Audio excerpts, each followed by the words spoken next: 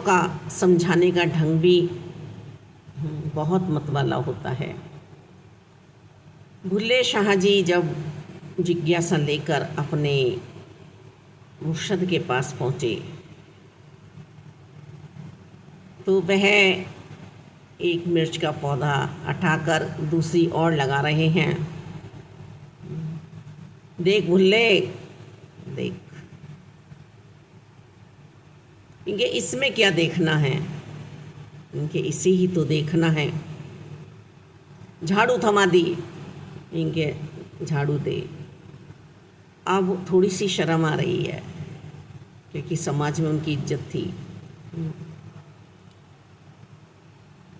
गुरु क्या बताना चाह रहे हैं, मुर्शद क्या समझाना चाह रहे हैं अपने शिष्य को कि तू पहले इस मिर्च के पौधे को हटा दे, जो मैं है इसे हटा दे, इसे वहीं छोड़िया और आ जा। अब तू नया पौधा लगा ले यहाँ पर, प्यार वाला जहाँ बसा ले।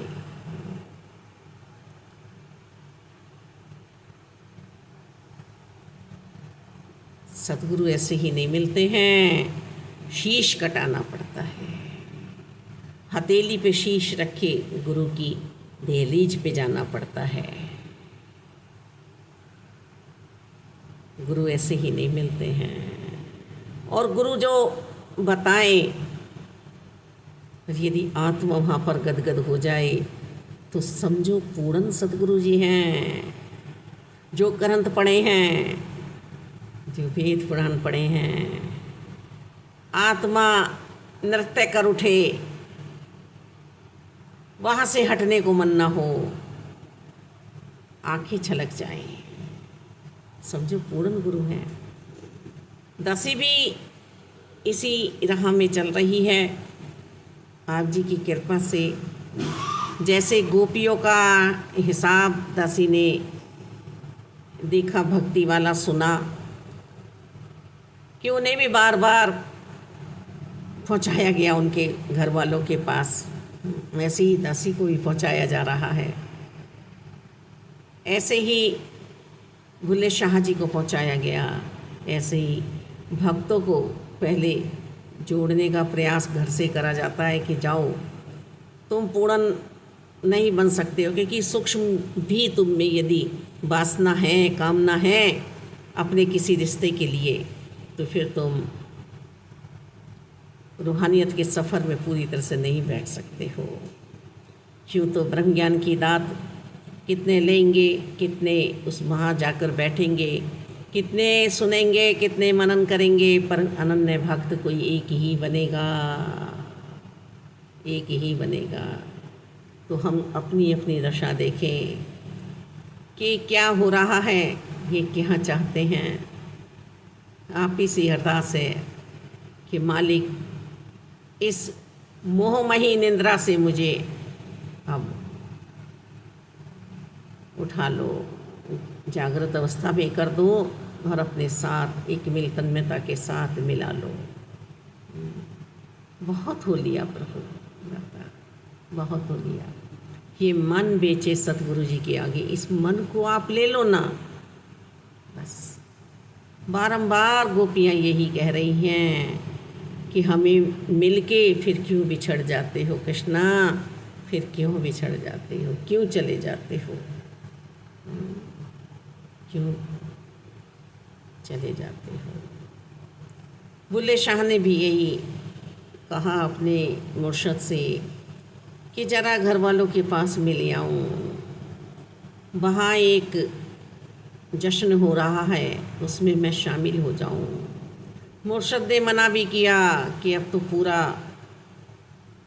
हो चुका है, मत जा वहाँ, वहाँ से फिर टूटेगा। पर चले गए, अपने मुर्शद की बात को नहीं मानी और उस समाज में जाकर उन्हें किसी ने अपनाया नहीं। ये परमात्मा की कृपा, जिस जीभ पे बरसती है उसे रिश्ते अपनाते नहीं हैं, उसे सगे संबंधी अपनाते नहीं हैं। कहीं भी देख लो, ध्रुव जी को देख लो, प्रहलाद जी के पिताजी ने, बुआ जी ने, रिश्तों ने ही तो टुकराया है, तभी तो प्रभु का हुआ है। प्रभु ने उसी तो लपका है कि आ जा जा जा जा। साकार गुरु जी ने अपने दर में बैठा लिया है। जिसे कोई और सहारा नहीं मिलता है, उसी अद्भुत नज़ारा मिलता है सतगुरु जी के दरबार का, सतगुरु जी के दरबार का। तो मेरे प्यारों, दातार आधे अधूरे हम ना रहे हैं, आप तो पूर्ण हैं जी। कृपा ये दासी पे बरस रही है।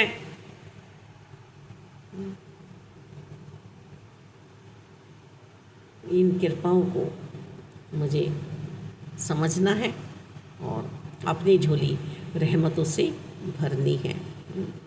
जैसे बीज अपना अस्तित्व खो देता है तब उससे फल आते हैं, पर मैं तो बीज बन ही नहीं रही हूँ। कहाँ बन रहे हैं हम बीज? हम बार बार फल बनने की कोशिश कर रहे हैं, लड़ रहे हैं, झगड़ रहे हैं, कुछ मांग रहे हैं, कुछ छीनना चाह रहे हैं। फल फल, बीज कहाँ बन रहे हैं? तो मालिक रहमत कृपा तो अपने आप पर ही करनी है मुझे, कि मैं छठा तत्व आत्मा हूँ।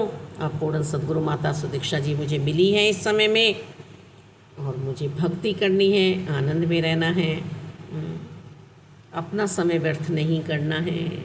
हर पल देखो, काम करते हुए मुझे जपना है सिमरन, चलते फिरते भी जपना है सिमरन, सोते हुए भी मुझे सिमरन ही जपना है। अपने नाम को मुझे रोम रोम में बसा लेना है। और यदि ऐसी अवस्था नहीं बन रही है तो जिब्या से भी हम कर सकते हैं, कोई बंदिश नहीं है। और एक बार फिर ऐसा अनुभव होगा कि बिल्कुल मेरे पास है ये, और मुझ में कोई दूरी नहीं है। फिर बीच बीच में परीक्षाएं होंगी, कभी किसी तरह का दुख, कभी किसी तरह की परेशानी, कभी किसी तरह की खुशियाँ हैं। बस इनमें डगमगाना नहीं है। वास्तव में ही मालिक दाता, मैं इनसे हंसती हुए दासी तो कि तुम ये क्या करते हो बारंबार। धन निकार संतोष, सब खुशहाल रहें, आनंद में।